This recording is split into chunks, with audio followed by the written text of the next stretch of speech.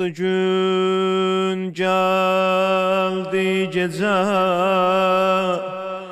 bağrım olup kan yaralı.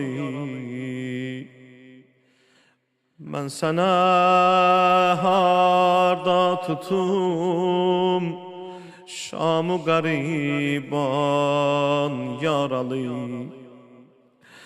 Hele üryan bedenin yerde perişandı Hüseyin.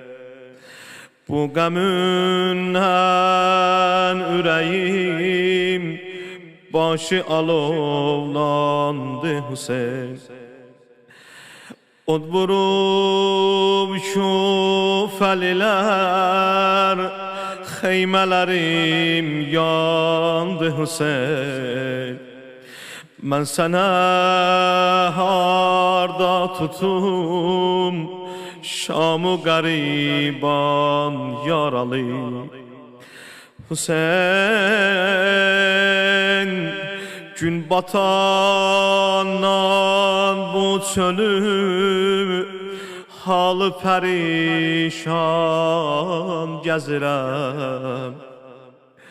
Balalarım dağılıb çöllərə giryan gəzirəm. Yaralı can, yaralı canı və Zeynəb, qurban yaralı. Ben sana harda tutum, Şam'ı gariban yaralı. Ben Zeynep'am Allah, hara gittim Qarabaş'da.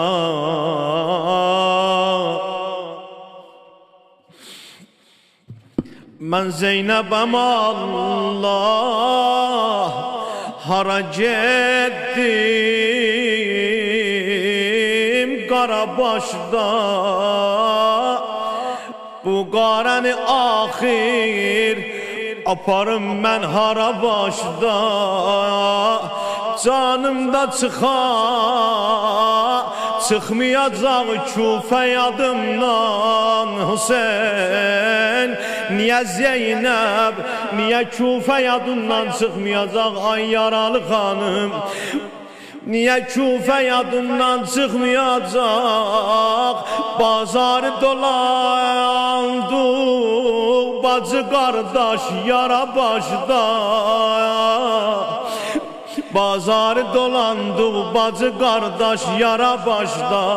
Qardaş bir ömür zikr elədim adıvı dildə. Mən eyni can oldum sən ilə 55 ildə. Hüseyin sənə bacın qurban, qaldı yaxam əllərdə Hüseyin, qorxulu çöldə. Day çox yaşamaz dərdi qəmünlə bu Zeynəb. Gəldim necə izzətlə Hüseyin Kərbəlaya. İndi qalıb Allah gör nə halə Zeynəb.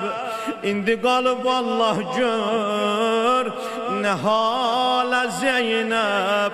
Hüseyin, mən bura gəlmiş idim İzzət ilə, şökət ilə.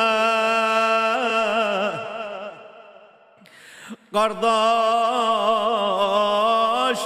indi gedirəm Şimro cəfa pərvər ilə.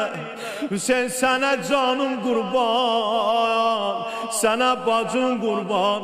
Dur dua eylə Zeynəbimi, o kəsilən əllərilə. Dur dua eylə məni, o kəsilən əllərilə. Kərbüla